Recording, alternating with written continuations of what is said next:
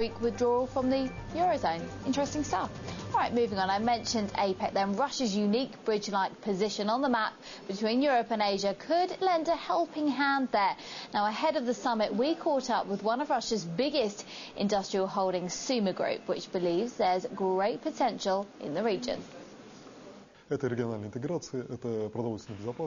Chairing APEC, Russia demonstrated that it is capable of using its soft power.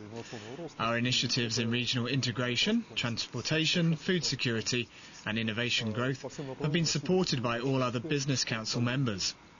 Russia will only be able to fully capitalise on its role of a geographic land bridge between Europe and Asia if it improves its own infrastructure and regulations.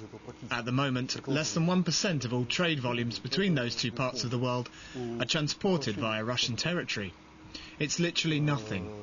The projects we are offering to develop will enable Russia to increase the volume of transit through its territory by up to 5%. How will your company contribute in the development of business in the region? We started two large-scale Asia-oriented projects in the Far East. We are building coal and grain terminals.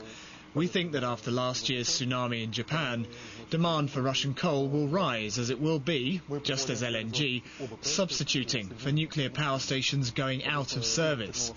As for the grain terminal, well, Russia has enough grain to increase its exports from the current 25 million tonnes to 40. However, in Russia's Far East, existing infrastructure only allowed to export 70,000 tonnes last year, and we will be able to export over 100 times more. What are the main problems that Russia has to solve in order to be able to capitalize on its unique location in the region? To make Russia more attractive for international cargo flows, we need to solve the problem of insufficient railway access to ports that keep cargo idle on the tracks for days before it gets on board a ship. Customs regulations are another issue. It takes almost 2 weeks for a container to get customs clearance, almost the same amount of time as it takes to transport it from Vladivostok to Moscow.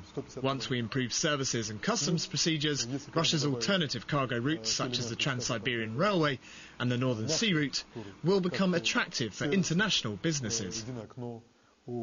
Yulia, the holiday season is over and it's a busy time for business this September. So I'll be back in about 55 minutes keeping track for you. All right, thank you very much, Katie. See you later then. And